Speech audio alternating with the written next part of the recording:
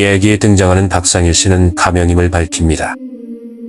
2019년 마산에서 거주했던 상일 씨는 직장을 알아보던 중 배달 일을 하게 되었다고 합니다.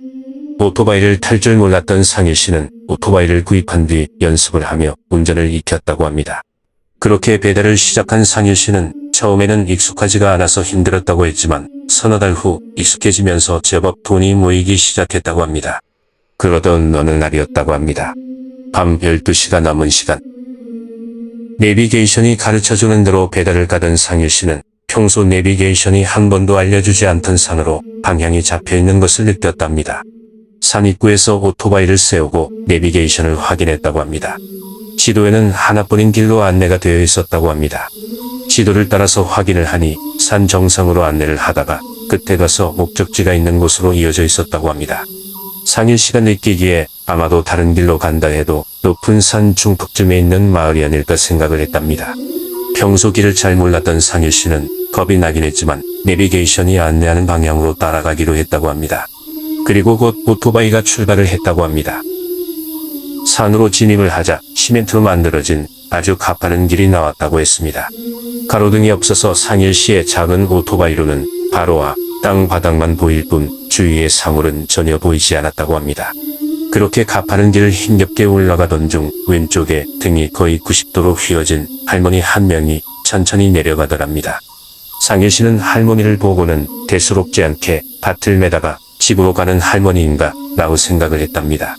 그렇게 조금 더 올라가던 중 등에서 소름이 돋았답니다. 상일 씨는 무슨 생각이 난 건지 그 자리에 멈춰섰다고 합니다. 그리고는 되돌아가기 위해 오토바이를 돌리는 순간 라이트에 비춰진 그곳은 온통 무덤뿐인 공동묘지였다고 합니다.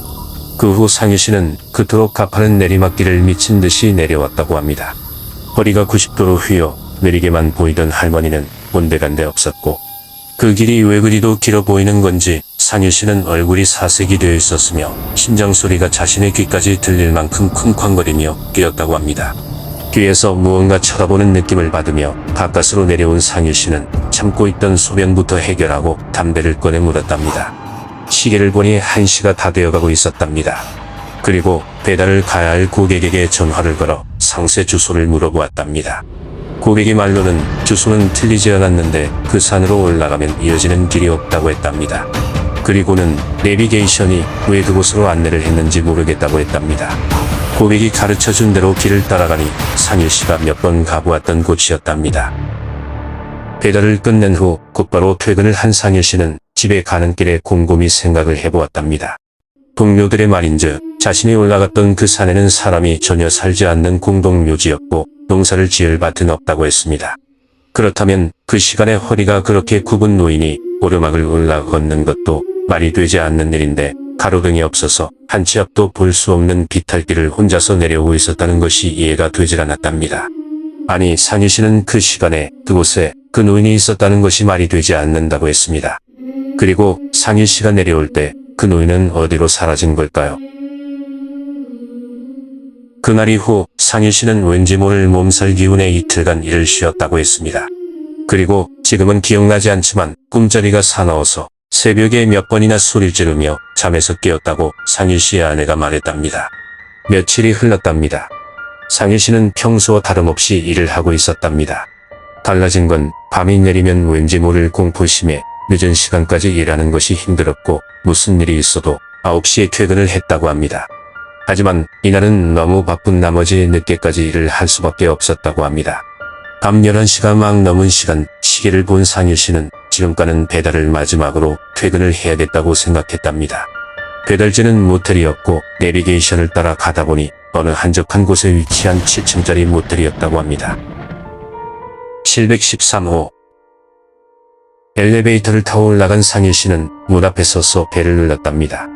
하지만 인기척이 없었고 재차 여러 번 벨을 누른 상일 씨는 혹시 문 앞에 놔두고 가라는 말을 듣지 못했나 싶어서 귀를 기울여 문 앞에 얼굴을 갖다 대어보았답니다. 아무 소리가 나지 않자 귀를 기울인 채 벨을 한 번 더 눌렀고 안에서 밖을 볼 수 있게 만든 구멍으로 문 안을 보았답니다. 캄캄하게 아무것도 보이지 않았는데 무엇인가 움직임을 느꼈고 자세히 보니 그건 문 안쪽에서 밖으로 쳐다보고 있는 눈알이었답니다.